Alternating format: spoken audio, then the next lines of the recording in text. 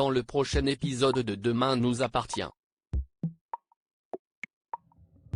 Tandis qu'Aurore récolte une preuve supplémentaire de la culpabilité de Thomas, Samuel finit par admettre son désir de paternité, et Flore accepte de prendre Luc en stage chez Info7. Capture d'écran TF1. Attention, les paragraphes qui suivent contiennent des spoilers sur l'épisode de Demain nous appartient diffusé jeudi soir sur TF1. Si vous ne voulez rien savoir, ne lisez pas ce qui suit. Jeudi 8 août dans Demain nous appartient. Thomas séquestre Tristan inquiète, Justine se rend à la paillote pour demander à Thomas s'il sait où est Tristan, le barman n'est pas rentré chez eux la nuit dernière.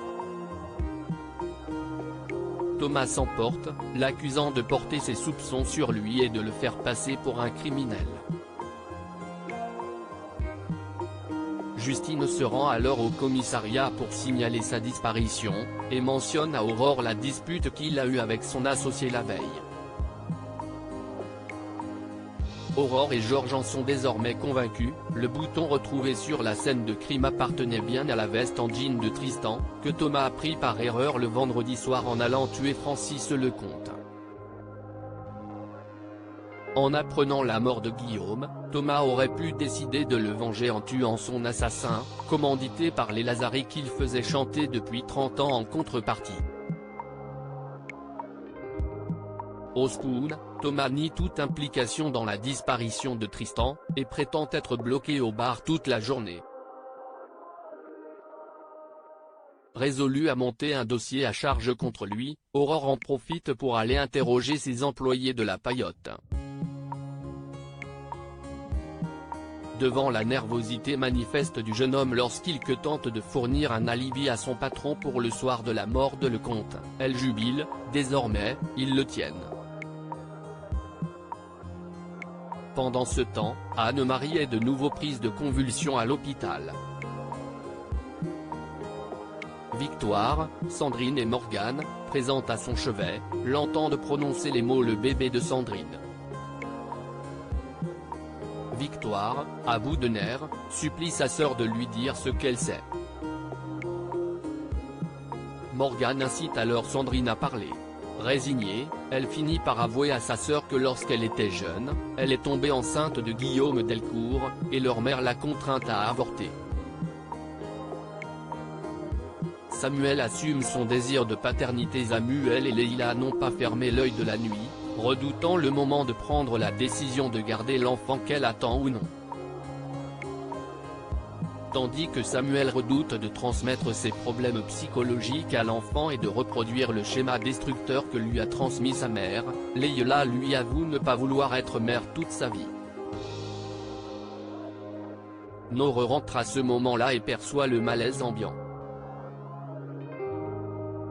Elle interroge Soraya, qui finit par lui avouer que leur mère est enceinte. Attristée, Nore pense que Leïla va fonder une nouvelle famille et les oublier, sa sœur et elle. Leïla la rassure, ce bébé, elle n'est même pas sûre d'en vouloir. De son côté, Samuel fait part de ses doutes à William. Pour son ami, cette peur est liée à son désir de paternité. Heureux en couple à 40 ans, son envie d'être père semble tout à fait naturelle. Convaincu, Samuel fait part à Leïla de son souhait de garder l'enfant.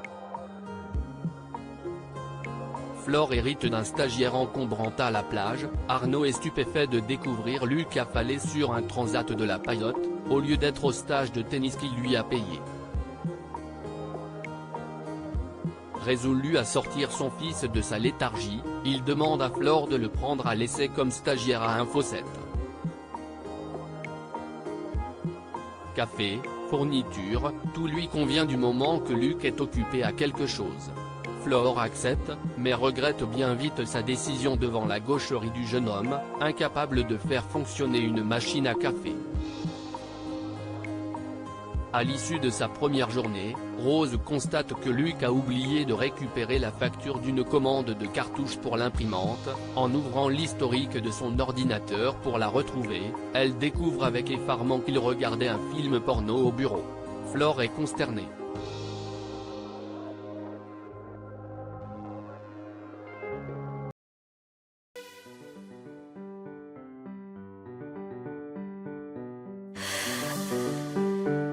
The man I love just had